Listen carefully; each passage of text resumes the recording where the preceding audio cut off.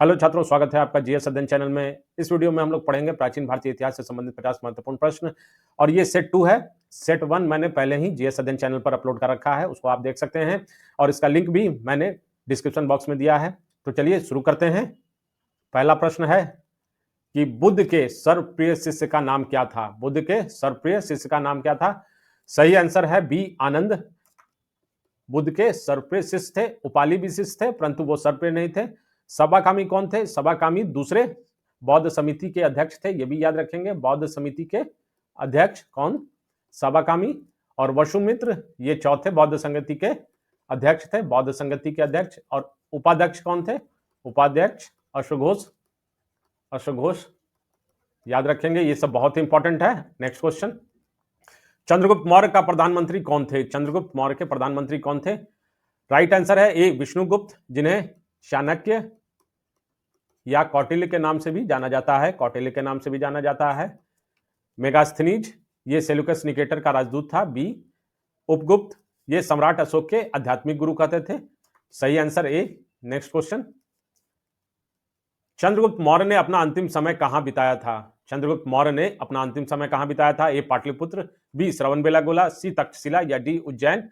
सही ऑप्शन है बी, श्रवणबेलागोला में चंद्रगुप्त मौर्य ने अपना अंतिम समय बिताया था। पाटलिपुत्र मगध महाजनपद की राजधानी थी, तक्षशिला गंधार महाजनपद की राजधानी थी, और उज्जैन खुद जनपद था जिसका राजधानी अवंती थी, अवंती। तो चंद्रगुप्त मौर्य ने अपना अंतिम समय श्रवणबेलागोला। नेक्स्ट क्वेश्चन, मेगास्थनीज किसका राजदूत था? ए, सिकंदर, बी, धनानंद, सी, सेल्यूकस या डी, डायमेकस। मेगास्थनीज सी, सेल्यूकस निकेटर, पूरा नाम सेल्यूकस निकेटर का राजदूत था। निकेटर का राजदूत था। सभी प्रश्न बहुत ही महत्वपूर्ण हैं, ध्यान से देखेंगे। चंद्रगुप्त मौर्य अपने अंतिम दिनों में किस धर्म का अनुयायी बन गया था? चंद्रगुप्त मौर्य किस धर्म का अनुयायी अपने अंतिम दिनों में बन गया था? ए, वैष्णव, बी, शैव, सी, बौद्ध या डी, जैन। सही आंसर है ऑप्शन डी, जैन धर्म का अनुयायी चंद्रगुप्त मौर्य ने अपने अंतिम दिनों में इस धर्म का अनुयायी बन गया था। नेक्स्ट क्वेश्चन, कौन सा कथन सत्य है? चाणक्य का दूसरा नाम विष्णुगुप्त या कौटिल्य था? सही है। चंद्रगुप्त ने नंद शासक धनानंद को हराकर, या आप बोल सकते हैं अंतिम नंद शासक धनानंद को हराकर मौर्य साम्राज्य की स्थापना की थी।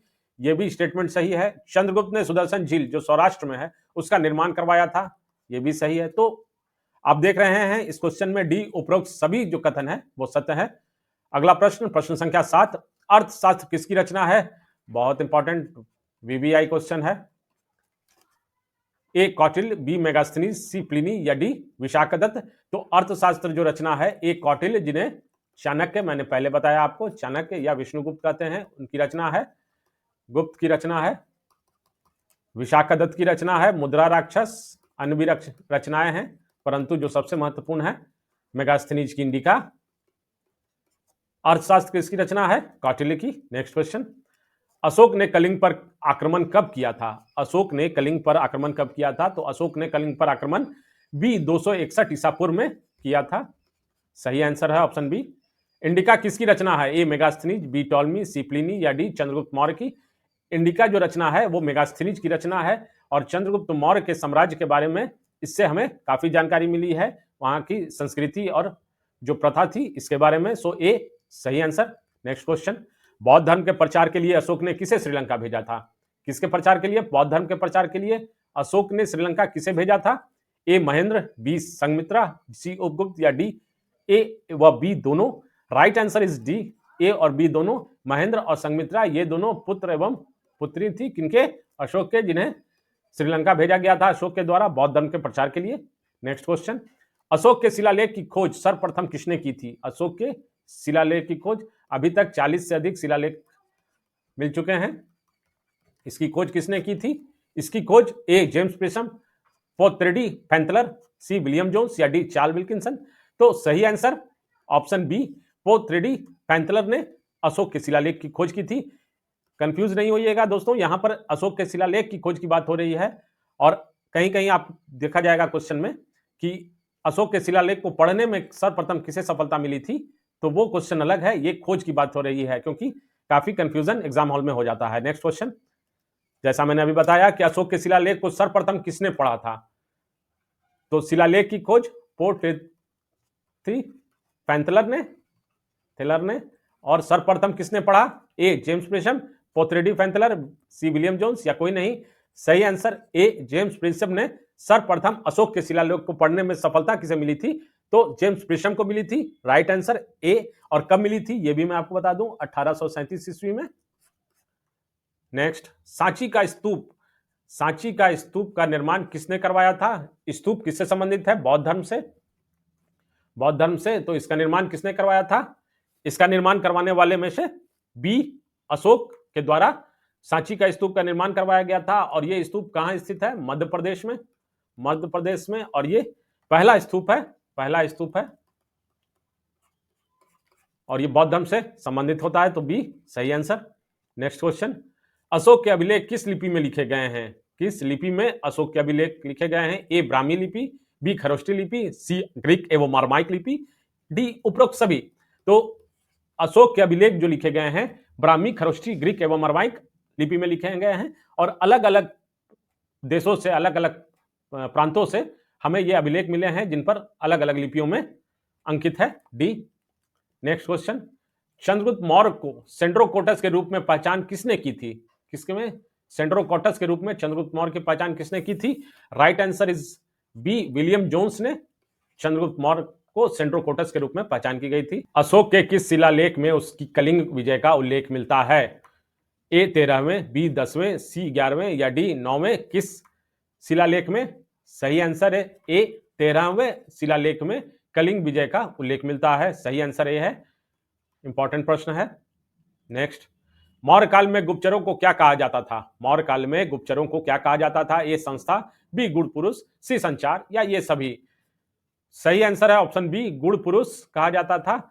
जैसा कि हम लोग बातचीत के भाषा में भी कभी कभी बात करते हैं तो कहते हैं कि गुड़ की बात जानता है वो, इट मीन्स के अंदर की बात जानता है, गुप्त बात जानता है। तो इस तरह से भी आप इसको याद रख सकते हैं, गुड़ पुरुष कहा जाता था गुप्तचर को। B right answer. मेगास्थनीज के अनुसार भारतीय समाज में कितने भागों में विभक्त था? किसके अनुसार? मेगास्थनीज के अनुसार भारतीय समाज कितने भागों में विभाजित था? ए 4, बी 7, सी 10, डी 12। सही आंसर है ऑप्शन बी, 7 भागों में मेगास्थनीज के अनुसार भारतीय समाज विभाजित था। नेक्स्ट क्वेश्चन, चंद्रगुप्त मौर्य के महल के अवशेष कहां से मिले हैं? चंद्रगुप्त मौर्य के महल के अवशेष कहां से मिले हैं? ए कुम्हरार पटना, बी चंपा, सी कौशाम्बी, या डी उज्जैन? सही आंसर है ए कुम्हरार पटना से चंद्रगुप्त मौर्य के महल के अवशेष मिले हैं। ये इसमें काफी लकड़ी का भी उपयोग हुआ था। तो जो विद्यार्थी स्टूडेंट्स बिहार में रहते हैं वो एक बार कुम्हरार जरूर आए और यहाँ पर आके अवशेषों को देख सकते हैं, इतिहास के स्टूडेंट्स खासकर। तो ए सही आंसर है। नेक्स्ट क्वेश्चन, अशोक के धम्म की परिभाषा कहां से ली गई है? अशोक के धम्म की परिभाषा कहां से ली गई है? A option A Rigveda, option B Achara Sutra, option C Rahul वादसूत्र, या डी अथर्ववेद? कहां से ली गई है? तो सही आंसर है कि अशोक के धम्म की परिभाषा सी राहुलो वादत सूत्र से ली गई है। कहां से? राहुलो वादत सूत्र से। C is the right answer. Students, अगर आपको हिस्ट्री, पॉलिटी और ज्योग्राफी के चैप्टर वाइज एमसीक्यू पढ़ना है तो आप जीएस अध्ययन चैनल पे सब्सक्राइब करें, लाइक करें, और वहां पर आपको डिटेल में सारा प्लेलिस्ट मिल जाएगा, आप देख सकते हैं। तो चलिए नेक्स्ट क्वेश्चन की ओर चलते हैं। मौर्य काल में प्रचलित विष्ट क्या थी? मौर्य काल में प्रचलित विष्ट क्या थी? ए धार्मिक कर था, बी भूमि कर, सी सिंचाई कर, या डी निःशुल्क श्रम? सही आंसर है कि मौर्य काल में जो प्रचलित विष्ट था वो निःशुल्क श्रम था। डी, जिसे निःशुल्क श्रम के रूप में कहते हैं। भारत में सर्वप्रथम सोने के सिक्के किसने चलाए हैं? बहुत ही महत्वपूर्ण प्रश्न, बहुत ही महत्वपूर्ण प्रश्न है। ए कुषाण, बी इंडो ग्रीक, सी गुप्ता, या डी मौर्य? किसके द्वारा सर्वप्रथम सोने के सिक्के चलाए गए हैं? ए कुषाण, बी इंडो ग्रीक, सी गुप्त, या डी मौर्य? सही आंसर है ए कुषाण शासकों के द्वारा सर्वप्रथम भारत में सोने के सिक्के चलाए गए हैं। बहुत ही महत्वपूर्ण प्रश्न। शीशे के सिक्के किस वंश के शासकों ने चलाए? किसके शीशे के सिक्के किस वंश के शासकों ने चलाए हैं? ऑप्शन ए सुंग, ऑप्शन बी कन, ऑप्शन सी सातवाहन, या डी इंडो ग्रीक? किस वंश के शासकों ने चलाए? सी सातवाहन वंशों के द्वारा कौन से सिक्के चलाए गए हैं? तो शीशे के सिक्के चलाए गए हैं। महत्वपूर्ण प्रश्न है। सभी प्रश्न स्टूडेंट्स बहुत ही महत्वपूर्ण है, परीक्षा के दृष्टिकोण से काफी बार परीक्षा में पूछा गया है और उम्मीद है कि आने वाले परीक्षाओं में भी पूछा जा सकता है, इसलिए ध्यान से पढ़ेंगे। ब्राह्मणों को सर्वप्रथम भूमि अनुदान देने की प्रथा, भूमि अनुदान अर्थात किसे? ब्राह्मणों को ध्यान दीजिएगा, याद रखिएगा, ब्राह्मणों को सर्वप्रथम भूमि अनुदान देने की प्रथा किनके समय में प्रारंभ हुई थी? ए पल्लव, बी सातवाहन, सी गुप्त या डी चालुक्य? किसके समय में? तो ब्राह्मणों को सर्वप्रथम भूमि अनुदान देने की प्रथा सातवाहनों के द्वारा शुरू की गई थी। किसके द्वारा? सातवाहनों के द्वारा। नेक्स्ट क्वेश्चन, रुद्रदामन कौन थे? रुद्रदामन कौन थे? ए शक शासक, बी कुषाण, सी सातवाहन शासक या वाकाटक शासक? सही आंसर है ऑप्शन ए शक शासक रुद्रदमन थे। कनिष्क का राजवैद कौन था? कनिष्क का राजवैद कौन था? ए चरक, बी सुश्रुत, सी धनवंतरी या डी जीवक? कौन? तो कनिष्क के राजवैद शरक थे, ए शरक। नेक्स्ट क्वेश्चन, कनिष्क बौद्ध धर्म की किस शाखा का अनुयायी था? बौद्ध धर्म में दो शाखाएं थी, एक हीनयान तथा महायान। तो किस शाखा के कनिष्क अनुयायी था? Option A Hinayana, option B Mahayana, option C Vajrayana या डी माध्यमिक? सही आंसर है ऑप्शन बी महायान। कनिष्क बौद्ध धर्म के महायान शाखा के अनुयायी था, so B is the correct option. Next, Kanishka की राजधानी कौन सी थी? कनिष्क की राजधानी कौन सी थी? ए कन्नौज, बी श्रीनगर, सी पाटलिपुत्र या डी पूरजपुर? बहुत महत्वपूर्ण क्वेश्चन की कनिष्क की राजधानी कौन थी? तो कनिष्क की राजधानी याद रखेंगे पूरजपुर। कौन सा? पूरजपुर, जो पेशावर के नाम से जानी जाती है, ये कनिष्क की राजधानी थी। D right answer. Next question, Junagadh से प्राप्त संस्कृत का पहला अभिलेख किस शासक का था? जूनागढ़ से प्राप्त संस्कृत का पहला अभिलेख ए कनिष्क, गोंडोफर्निस, रुद्रदमन या भीम कटफिसस? किसके द्वारा था? तो 29 का सही जो जवाब है वो है कि जो पहला संस्कृत का पहला अभिलेख था वो रुद्रदमन शासक का था, और ये गिरनार अभिलेख के नाम से भी जाना जाता है। गिरनार अभिलेख, अभी जूनागढ़ का गिरनार अभिलेख कहा जाता है। और ये किस भाषा में लिखा हुआ है? प्रश्न अगर बदल के पूछ दे कि गिरनार, जूनागढ़ का गिरनार अभिलेख किस भाषा में है, तो आपका आंसर होगा संस्कृत भाषा में है। तो प्रश्न और उत्तर ध्यान से देखेंगे, क्योंकि थोड़ा सा प्रश्न घुमा कर पूछ देगा तो आपको कंफ्यूज हो जाइएगा, इसलिए हर एक चीजों को ध्यान से देखें कि संस्कृत का पहला अभिलेख किस शासक का है। चलिए अगला प्रश्न की ओर चलते हैं। किस स्थान पर रोम बस्ती मिली है? रोम बस्ती किस स्थान पर मिली है? ए तक्षशिला, बी आर्कमेडू, सी हम्पी या डी सतारा? कहां से मिली है? तो जो रोम बस्ती मिली है छात्रों, वो आर्कमेडू से मिले हैं। आर्कमेडू से, बी आर्कमेडू कर्नाटक में साउथ दक्षिण भारत में स्थित है, जहां से रोम बस्ती मिली है, बी। अगला प्रश्न, बुद्ध चरित्र की रचना किसने किया था? चरित्र का अर्थ होता है ऑटोबायोग्राफी, ऑटोबायोग्राफी, चरित्र अर्थात बुद्ध के बारे में जो रचना है उसने किसने किया था? ए वानभट्ट, बी हर्षवर्धन, सी अश्वघोष या डी नागार्जुन? किसके द्वारा की गई थी? तो बुद्ध चरित्र की रचना जो है सी अश्वघोष के द्वारा की गई थी। किसके द्वारा? अश्वघोष के द्वारा बुद्ध चरित्र की रचना की गई थी। महत्वपूर्ण प्रश्न परीक्षा के दृष्टिकोण से। किस शासक ने गुप्त संवत प्रारंभ किया था? किस शासक ने गुप्त संवत प्रारंभ किया था? तो जैसा कि नाम से आप देख रहे हैं कि ये आपको आइडिया हो जाएगा कि गुप्तों द्वारा ही प्रारंभ हुआ है, परंतु कौन से गुप्त द्वारा, ये इंपॉर्टेंट है। ए चंद्रगुप्त प्रथम, चंद्रगुप्त द्वितीय, समुद्रगुप्त या डी श्रीगुप्त? सही आंसर है ऑप्शन ए चंद्रगुप्त प्रथम के द्वारा गुप्त संवत का प्रारंभ किया गया था। नेक्स्ट क्वेश्चन, भारत का नेपोलियन, बहुत ही महत्वपूर्ण प्रश्न, भारत का नेपोलियन किस गुप्त शासक को कहा गया है? बहुत ही महत्वपूर्ण प्रश्न है, बार बार परीक्षा में पूछा जाता है, याद रखेंगे। बहुत सारी परीक्षाएं आ रही हैं, सरकारी है, तो अगर नौकरी पाना है तो चीजों को बहुत ही ध्यान से देखना है कि भारत का नेपोलियन किस गुप्त शासक को कहा गया है। ए चंद्रगुप्त द्वितीय, बी स्कंदगुप्त, सी कुमारगुप्त या डी समुद्रगुप्त? किसे कहा गया है? सही आंसर है भारत का नेपोलियन समुद्रगुप्त को कहा गया है, डी सही आंसर है। तो गुप्त से संबंधित, गुप्त काल या गुप्त साम्राज्य से संबंधित सभी महत्वपूर्ण प्रश्न जो परीक्षा में पूछे जा सकते हैं या पूछे गए हैं, उसको देखने के लिए आप जीएस अध्ययन को सब्सक्राइब जरूर करें, और उसके प्लेलिस्ट में, प्राचीन भारतीय इतिहास के प्लेलिस्ट में, वहां पर आपको मिल जाएगा, वहां आप प्रत्येक को चैप्टर वाइज देख सकते हैं। नेक्स्ट क्वेश्चन, चीनी यात्री फाहियान किसके शासनकाल में आया था? चीनी यात्री फाहियान किसके शासनकाल में आया था? ए चंद्रगुप्त विक्रमादित्य, बी समुद्रगुप्त, सी हर्षवर्धन या डी चंद्रगुप्त मौर्य? किसके शासनकाल में भारत आया था? सही आंसर है चंद्रगुप्त विक्रमादित्य के शासनकाल में भारत आया था। कहीं कहीं देखिए यहां पर आपको मिलेगा कि चंद्रगुप्त द्वितीय, आपको ऑप्शन में चंद्रगुप्त द्वितीय आएगा। तो चंद्रगुप्त विक्रमादित्य को ही चंद्रगुप्त द्वितीय कहते थे। तो फाहियान किसके शासनकाल में? चंद्रगुप्त द्वितीय के शासनकाल में भारत आया था, चीनी यात्री था। क्लियर? नेक्स्ट क्वेश्चन, मौर्य द्वारा निर्मित सुदर्शन झील का जीर्णोद्धार किसने करवाया?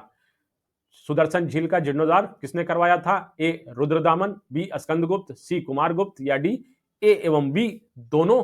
तो सुदर्शन झील का जीर्णोद्धार, निर्माण अलग हो गया, निर्माण अभी मैंने बताया आपको, ये रिकंस्ट्रक्शन का काम हो गया। जीर्णोद्धार जिसे कहा जाता है, किसने करवाया था?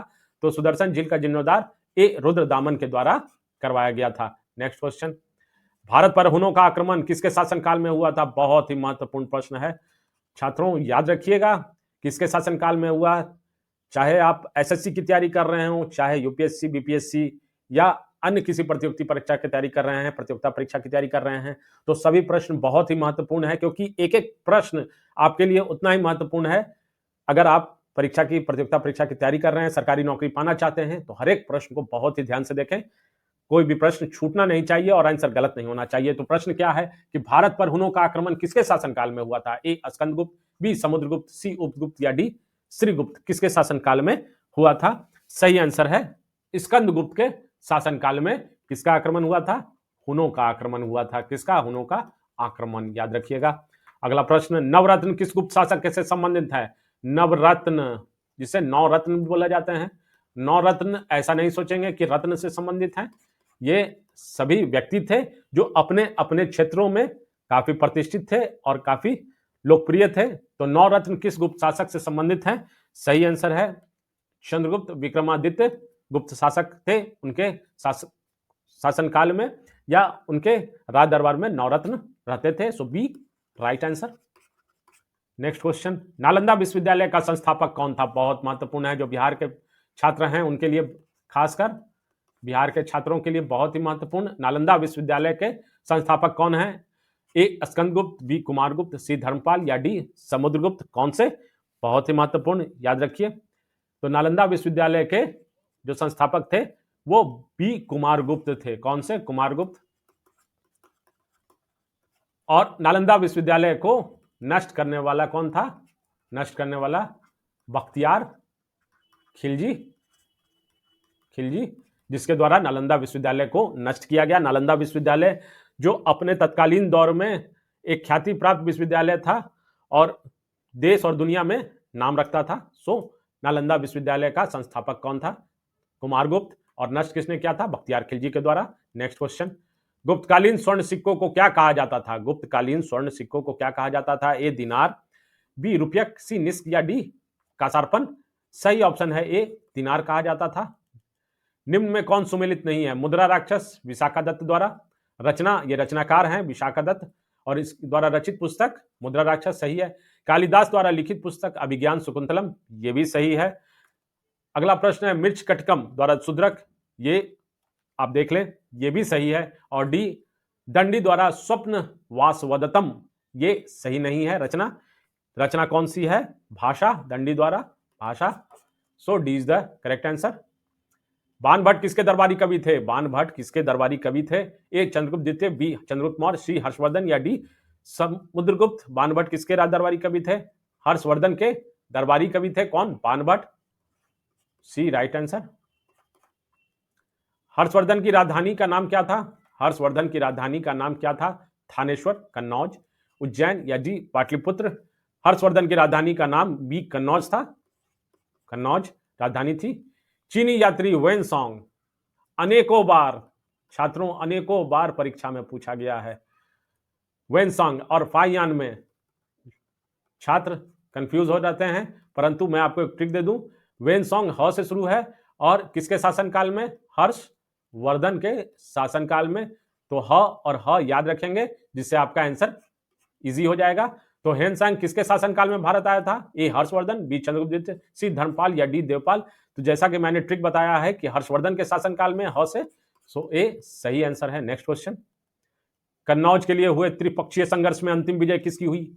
कन्नौज के लिए जो त्रिपक्षीय संघर्ष हुआ था उसमें विजय किसकी हुई? पालों की, प्रतिहारों की, राष्ट्रकूटों की या चालुक्यों की? किसकी विजय हुई त्रिपक्षीय संघर्ष में? सही आंसर है ऑप्शन बी, प्रतिहारों की विजय हुई थी कन्नौज के लिए। नेक्स्ट, किस राष्ट्रकूट शासक ने एलोरा के पर्वतों को कटवाकर प्रसिद्ध कैलाश मंदिर का निर्माण करवाया? किस राष्ट्रकूट शासकों ने एलोरा के पर्वतों को कटवाकर प्रसिद्ध कैलाश मंदिर का निर्माण करवाया? इंद्र तृतीय, कृष्ण तृतीय, कृष्ण प्रथम या इंद्र प्रथम? सही आंसर है निर्माण कृष्ण प्रथम द्वारा करवाया गया है। नेक्स्ट क्वेश्चन, वातापी किसकी राजधानी है? वातापी किसकी राजधानी है? पल्लव, राष्ट्रकूट, पांड्य या डी चालुक्य? किसकी राजधानी है वातापी? वातापी जिसे बादामी भी बोलते हैं, बादामी भी कहा जाता है, किसकी राजधानी है? चालुक्य की राजधानी थी वातापी। स्थानीय स्वशासन किसके प्रशासन की मुख्य व्यवस्था थी? स्थानीय स्वशासन किसके प्रशासन की मुख्य विशेषता थी? ए चोल, बी चालुक्य, सी राष्ट्रकूट या डी पाल? तो स्थानीय स्वशासन जो है वो चोल साम्राज्य की या प्रशासन की मुख्य विशेषता थी, ए। नेक्स्ट, बृहदेश्वर मंदिर का निर्माण किसने कराया था? बृहदेश्वर मंदिर का निर्माण किसने कराया था? ए राजेंद्र प्रथम, राजेंद्र दूत, राजराज प्रथम या कुलोत्तुंग प्रथम? किसके द्वारा करवाया गया था? सही आंसर है कि निर्माण राजराज प्रथम के द्वारा बृहदेश्वर मंदिर का निर्माण कराया गया था। एलिफेंटा गुफा मंदिरों का निर्माण किस राजवंश के शासन में काल में हुआ था? निर्माण किसका? एलिफेंटा गुफा मंदिरों का निर्माण किस राजवंश के शासनकाल में हुआ था? सही आंसर है ऑप्शन डी, किसके शासनकाल में हुआ था?